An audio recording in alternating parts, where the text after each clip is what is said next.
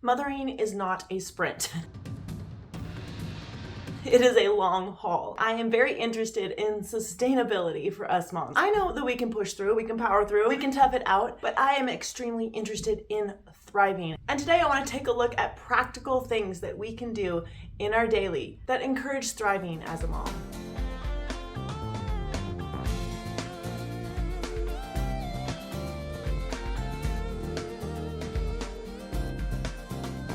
Hi guys, I'm Danielle, and this is Hogan Life. Thank you for stopping by. I hope that you stay a while. I hope you subscribe, and I hope you enjoy my other videos on everything mom related. I have 7 children, and they range from 17 to 2, so I understand the overwhelm, the sense of sleeplessness and stress and just general crazy. You're not alone. There are mothers everywhere who are undergoing the same kind of physical, emotional, and mental strain that comes with mothering. I know the common term is self-care, but self-care, when you think about it, often looks like going away from your kids.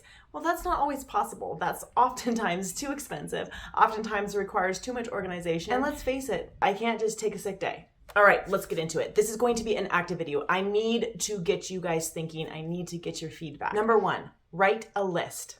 I hope you can get 10 things on that list, but if it's only 3, just write them down. What small activities give you a boost in your day? That's going to be your list. We can't always do the big things. We can't always go out and have 20 minutes, half an hour, 2 hours alone and just think, however much we need it. What can we do in this environment without leaving our kids, without leaving our home, to give ourselves a boost? I liken it to your cup of coffee in the morning. You drink your cup of coffee and it gives you a little boost. So make your list because everyone's going to be different. I have a little one-person sauna that someone was getting rid of, and my husband and I said, yes, we'll take it. And it's tiny, but I love it. It's the second best thing to a sensory deprivation box because it's small. I'm the only one that's in there. It's warm. So that is on my list. It gives me a boost. Having a warm bath before you go to bed, taking extra time to light candles, maybe put on some music, and you have that peaceful time to yourself. And write down your list somewhere where you will have access to it. There was a period of time where I read the book Switch on Your Brain. Also a great book, but she recommends doing this 21-day mental detox, and you take about 15 minutes to go through these mental steps. During my kids' reading time, they would sit down and read on the couch. I would set a timer and I would go into my room and I would just lay down and I would go through that mental process. That was one of the most restorative times, going through a process of detoxing negativity. There are a lot of platitudes out there, and I think one that I find distasteful is you deserve to be happy. Happiness is not a matter of deserving.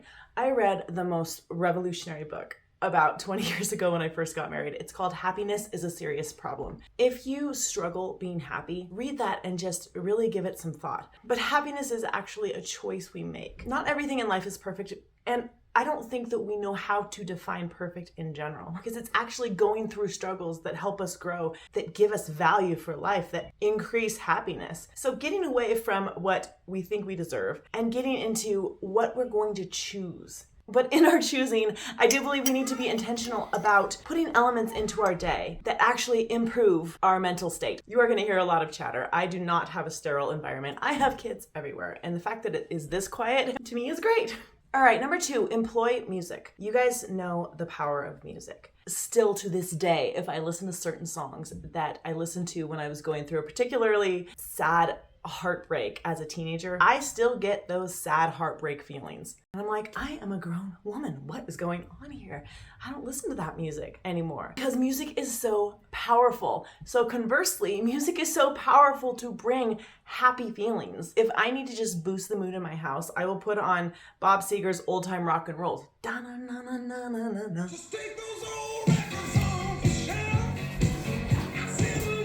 There's like an instant switch, and if I can do a little dance around with my husband, that'll set me up for the day. Maybe your husband's not around at that time, during the clutch time of the day, but if your husband's not there to have a dance with, your kids are there, or you can dance around the kitchen with yourself. But music is powerful. It is boosting. Employ it. Use it as your servant. 3, have a purely entertaining book. Most of us moms, we've got stacks of books, and they are educational. I've got marriage books, I've got homeschooling books, I have parenting books. Maybe just a great book like Pride and Prejudice. I read that book every year. It is just the thing. I love that book. But maybe reading is not as easy for you and you don't get a lot of it done. Listen to a book on tape. Just a purely fun, entertaining book. And so at the end of the day, you have something to look forward to that is a little bit of an escape into a story. 4, take a time out.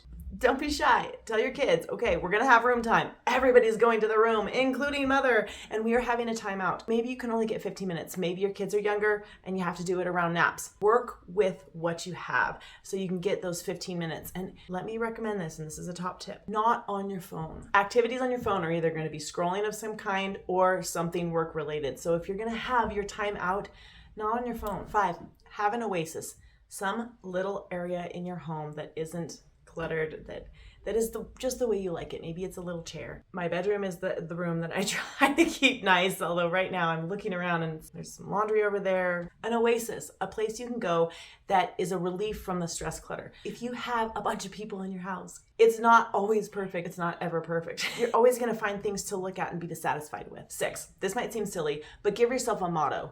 I feel like there were times when I had less kids, but it felt like more, and I was not handling it as well. And the Lord was just impressing on me the power of his peace. You know, it says in John, peace I leave with you. This is Jesus talking. My peace I give to you. I don't give you as the world gives.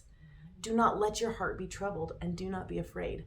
It's such a beautiful passage. And so my motto is the peace within me is greater than the chaos without. The peace in me is enough to get me through all the chaos of my life sometimes. Kids talk so much. I have 7 of them, and I am witnessing not only the chatter of young kids, but the chatter of teenagers.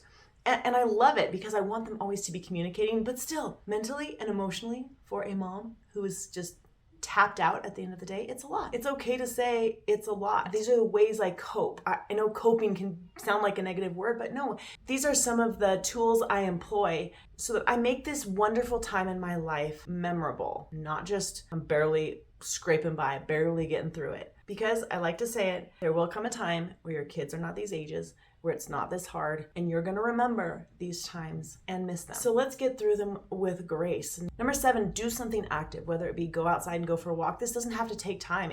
This doesn't have to take a lot of time. It can take between 2 to 5 minutes. Just go outside. Especially, I like to do this during the summer. If things are getting chaotic in my house and there's just a lot of whining, I just go outside and they can follow me if they want, and I just walk around. And then it's amazing how things switch. The whininess becomes a curiosity at the world around. And then instead of me trying to direct bad attitudes, we get to make a memory together looking out towards the world and not being so caught up in what's going on within us. My friends, I hope you use some of these tools. I would love it if you'd write down in the comment section just what it is you do to just give you a mental, emotional, physical boost. Doing the mom thing. Remember, no one can mom your kids like you.